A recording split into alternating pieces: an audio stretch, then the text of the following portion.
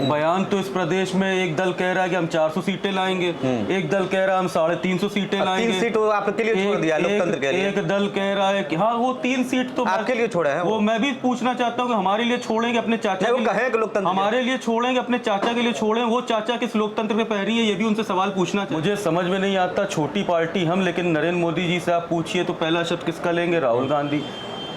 मुख्यमंत्री योगी आदित्यनाथ जी से पूछिए तो पहला शब्द किसका लेंगे? प्रियंका गांधी। अखिलेश यादव जी से पूछिए तो पहला शब्द किसका लेंगे? राहुल जी। मायावती जी से पूछिए पहला शब्द किसका लेंगे? सोनिया जी। तो जब हम लोग इतने छोटे दल हैं तो बाकी लोगों के रात के सपने में हम ही लोग क्यों हर बार आते हैं? योगी जी तो नमस्कार, गोरखपुर लाइव देख रहे हैं आप, मैं हूं आपके साथ आयुष द्विवेदी। हमारे साथ हैं युवा कांग्रेस के प्रदेश अध्यक्ष कनिष्क पांडे जी।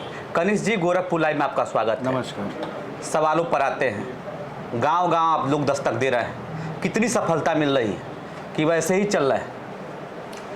देखिए, हम लोग अपनी पुरानी परंपराओं को निभाते हुए और स्वतंत्रता दिवस के 75वीं वर्षगांठ पर यह तय करा गया कि पूरे उत्तर प्रदेश में हम लोग तकरीबन 90,000 ग्राम सभाओं तक पहुंच के और उसी ग्राम सभा में 75 घंटे तक, यानी तकरीबन 3 दिन का पूरा समय वहां पे देंगे। वहां के लोगों से मिलेंगे, उस गांव के जो सफाई कर्मचारी उनसे मिलेंगे, आशा बहुओं से मिलेंगे, और भी जो बहुत सारे। मिलने का उद्देश्य क्या है? देखिए, हम लोग पहले भी लगातार जनता के बीच में जाके उनकी बात, उनका मन, आम जनमानस की जो व्यथा, उनकी जो चिंता, उनका जो दर्द है, उसको जानने का काम करते थे। जब आप आम जनता के बीच का दर्द जानेंगे, उनकी तकलीफ जानेंगे, तभी आप उसके निराकरण के सही मुद्दों को आप उठा पाएंगे, उसकी आवाज़ बन पाएंगे। इसी सोच के साथ, क्योंकि जितनी और भी राजनीतिक पार्टियां हैं, आप देखते हैं वो जो भी मुद्दे उठाते हैं हवा में उठाने का प्रयास करते हैं। हम लोग का ये था, जब हम लोग धरातल में जाएंगे, लोगों के बीच में बैठेंगे, उनसे चर्चा करेंगे। और हमें लगता है कि आप लोग लगातार उठाते आए।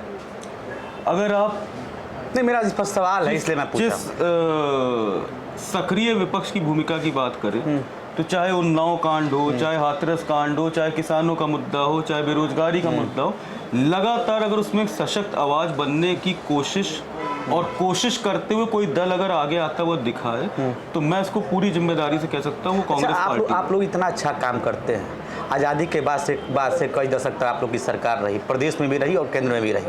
आज 32 साल से आप सरकार में नहीं है, 32 साल होने जा रहे हैं। क्या कारण है? लोग जब बीजेपी से नाराज हो रहे हैं तो सपा की तरफ देख रहे हैं, बसपा की तरफ देख रहे हैं, लेकिन आपकी तरफ क्यों नहीं देख रहे हैं? इसका कारण क्या है? कहीं कारण तो आप स्वयं नहीं है?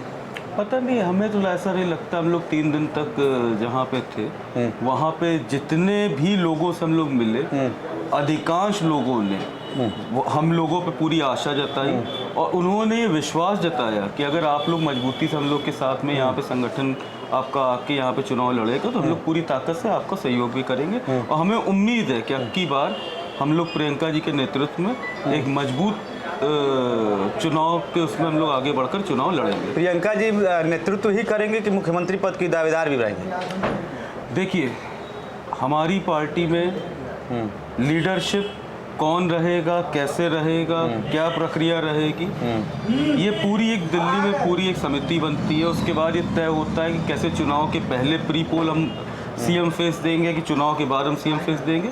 समय आने दीजिए, ये भी तय होगा कौन सीएम फेस होगा। चुनाव के पहले तय होगा कि चुनाव के बाद तय होगा, देखा जाएगा। यूपी में एक राजनीति छिड़ी हुई है और कनिष्क पांडे जो युवा कांग्रेस का प्रदेश अध्यक्ष है, खुद ब्राह्मण है। ब्राह्मणों को लेकर तमाम पार्टियां तमाम दावा कर रहे हैं। समाजवादी पार्टी प्रबुद्ध सम्मेलन, ब्राह्मण सम्मेलन करा रही है, बसपा भी नाम दिया है ब्राह्मण सम्मेलन का, भाजपा कह रही है ब्राह्मणों की पार्टी है। अब कांग्रेस क्या करेगी? ब्राह्मण तो छिटक गए ना।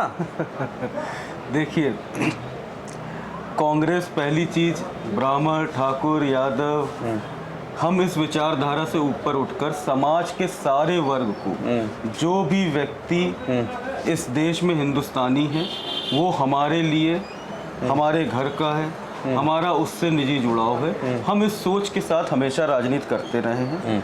रही बात जो आज के समीकरणों में आपको दिख रहा है कि किस तरीके से एक तरीके जैसे एक होड़ लगी हुई है कि एक जाति वर्ग को रिझाने के लिए जैसे अलग अलग पार्टियां अचानक से सो के उठी हैं।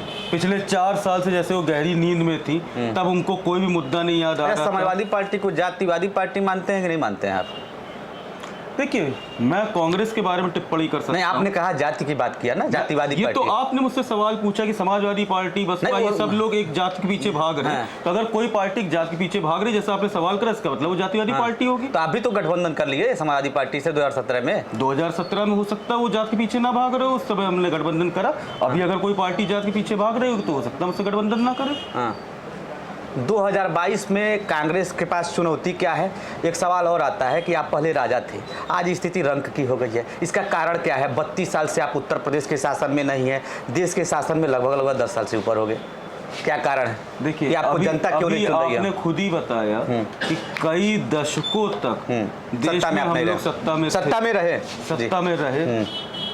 एक जाहिर सी बात है, हम लोग राजा नहीं, हम लोग तो जनता के सेवक। आज के 75 साल नहीं, आज के 125 साल पहले से थे।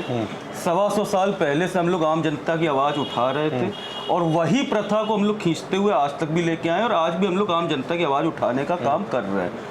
तो राजा तो वो पार्टियां होंगी जो आई, आके जनता को भटकाई, जनता को तोड़ी, जनता को आपस में लड़ाई, आपस में मनमुटाव खड़ा करवाई और अपना सत्ता पे आ गई। हम लोग तो हमेशा जनता, समाज के हर वर्ग के लिए, हर जात के लिए, हर धर्म के लिए हम लोगों ने लड़ाई लड़ी है और उम्मीद कर रहे हैं कि आने वाले समय में हम लोग, चाहे केंद्र की सरकार हो चाहे प्रदेश की सरकार हो, दोबारा हम लोग को जनता चुनेगी। 2022 में चुनौती किससे है? किस पार्टी से? 2022 में हमें लगता है कि बाकी पार्टी को चुनौती होनी चाहिए, जो उनका सत्ता को चुनौती होनी चाहिए जिस हिसाब से पेट्रोल डीजल की कीमत जा रही है। सत्ता को चुनौती होनी चाहिए जिस हिसाब से राशन के लिए आम जनमानस बुरी तरीके से चुनौती दे कौन रहा है सर? सवाल फिर आता है, सत्ता में बीजेपी है, अगर लोग नाराज हो रहे हैं तो चुनौती दे कौन रहा है? सपा दे रहा है कि बसपा दे रहा है कि आप स्वयं दे रहे हैं? हमको लगता है कि पिछले 4 साल से सपा और बसपा तो कहीं दिखी, बसपा तो वैसे भी कभी नहीं दिखती रोड पे जी। और पिछले 4 साल से हमें लगता है जब समाजवादी पार्टी के ऊपर हमला हुआ, जब उनके नेताओं पे हमला हुआ, तब उनके नेता नहीं सामने आते हुए दिखे। तो आम जनमानस की जब बात थी, चाहे हाथरस की बात हो, चाहे उन्नाव की बात हो, चाहे शाहजहांपुर की बात हो, क्या आप आशा कर सकते कि वो सामने आ सकते हैं? वो तब चुनाव आया है और थोड़े दिन जब चुनाव आयोग यहाँ पे आके बैठ जाएगा तो और तेजी से निकलेंगे। बाकी 4.5 साल तो हमें नहीं लगता कहीं वो निकले या आप एक निकलते पार्टी दिखे। के एक संगठन के प्रदेश अध्यक्ष, उत्तर प्रदेश की राजनीति में कांग्रेस की क्या भूमिका है और कितने सीटों पर चुनाव लड़ेगी पार्टी? उत्तर प्रदेश में 403 सीटें हैं।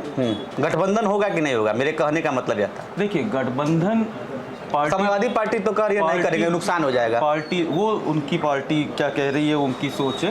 नहीं, वो घाटा लग गया था, पिछली बार घाटा हो गया था।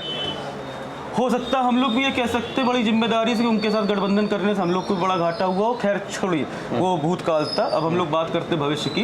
गठबंधन के लिए हम लोग की पार्टी पूरी तरीके से इस चीज़ पे है कि हम लोग अगर करेंगे भी तो कुछ छोटे दलों से, उन लोगों से जो अपने अपने क्षेत्र में प्रभावी हैं या अपने अपने क्षेत्र में वो जनता के लिए काम कर रहे हैं, आम जनमानस के लिए खड़े हो रहे हैं, उनकी आवाज़ बन रहे हैं, उनकी अगर बात होगी, क्योंकि वो आम जनमानस की आवाज़ बन के अपने क्षेत्र में खड़े हो रहे हैं, तो उनको हम लोग आम जनता की भागीदारी के लिए उनके साथ गठबंधन। अखिलेश जी तो कहते हैं कांग्रेस पार्टी भी छोटी पार्टी हो गई है, उत्तर प्रदेश में छोटी पार्टी है।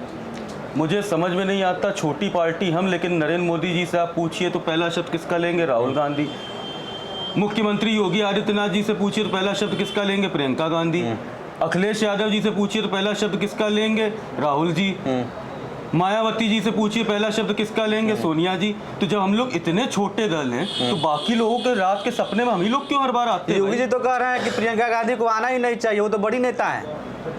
चलिए भाई, अच्छी बात है, हमारे योगी जी इतना मान तो गए कि हमारी नेता इतनी बड़ी हैं कि उनके आने से उनको अभी से डर लग रहा है, तो इसके लिए बड़ी अच्छी बात है भाई। हम तो मान ही रहे हमारा नेता बहुत बड़ा है, कर्मों से भी बड़ा है, हमारा नेता स्वभाव से भी बड़ा है, ये चीज़ तो हम मान ही रहे हैं। इसमें कोई बड़ी बात भी नहीं, तो बड़ी अच्छी बात है कि और विपक्ष का मुख्यमंत्री ये बात मान रहा है कि हमारा नेता उनसे बड़ा है, कर्मों में उनसे बड़ा है, स्वभाव में, तो और अच्छी बात है।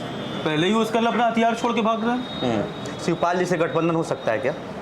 फिर से मैंने आपसे कहा, गठबंधन ऊपर पार्टी की लीडरशिप तय करती है।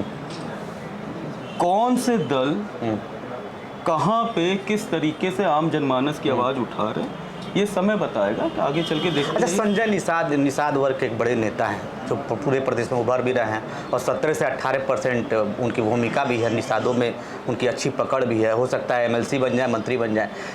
उनको कितना चुनौती मान रहे हैं आप? देखिए, जिनको आप इस लाइन पे डाल रहे हैं कि हो सकता है वो एमएलसी बन जाए, हो सकता है वो मंत्री बन जाए। अगर वाकई में संजय निषाद जी इतने बड़े नेता हैं, 17 से 18% का जो वर्ग है उसकी वो पूरी नुमाइंदगी कर रहे हैं, और उसके बाद अगर वो एमएलसी और मंत्री तक का उनका ख्वाब है, तो हमें नहीं लगता कि वो उस नहीं, आज नुमाइंदगी तो उनका बयान आया कि मुख्यमंत्री बनेंगे। बयान तो ठीक है, स्वागत योग्य बयान है, अच्छी बात है, उनको प्रयास करते रहना चाहिए, और हर दल प्रयास कर रहा है, हर व्यक्ति प्रयास कर रहा है। हाँ, बयान देने में किसी को आप मना भी नहीं कर सकते हैं। बयान तो इस प्रदेश में एक दल कह रहा है कि हम 400 सीटें लाएंगे, एक दल कह रहा है हम 350 सीटें लाएंगे। 3 सीट आपके लिए छोड़ दिया लोकतंत्र के लिए। एक दल कह रहा है कि हाँ वो 3 सीट तो आपके लिए छोड़ा है वो मैं भी पूछना चाहता हूँ कि हमारे लिए छोड़ेंगे अपने चाचा नहीं, के वो कहे कि लोकतंत्र हमारे लिए छोड़ेंगे अपने चाचा के लिए छोड़ें, वो चाचा किस लोकतंत्र में पैरी है, ये भी उनसे सवाल पूछना चाहिए कि उनके सगे चाचा के लिए छोड़ेंगे, हमारे लिए छोड़ेंगे, आप उनसे सवाल जरूर पूछिएगा। खैर, अगर इतनी सीटें जोड़ ली जाए तो तकरीबन उत्तर प्रदेश में 1000 सीटें हो जाती, हमें नहीं लगता 1000 सीटें उत्तर प्रदेश में। तो ये तो बयानबाजी है, अच्छी बात है। इन लोगों के पास एक ही काम है, 4 साल घर में बैठ के बयानबाजी करे हैं। आम जनता के बीच में छोड़िए, अपनी पार्टी की जब लड़ाई बचाने की बात है, अपनी पार्टी के नेताओं की जब इज्जत बचाने की बात है, तब भी ये लोग बाहर नहीं निकल पाए। समय आने दीजिए, जनता इनको जवाब देगी। कनिष्ठ जी, आपने गोरखपुर लाइव से बात किया, इसके लिए बहुत बहुत धन्यवाद। बहुत बहुत धन्यवाद आयुष भाई।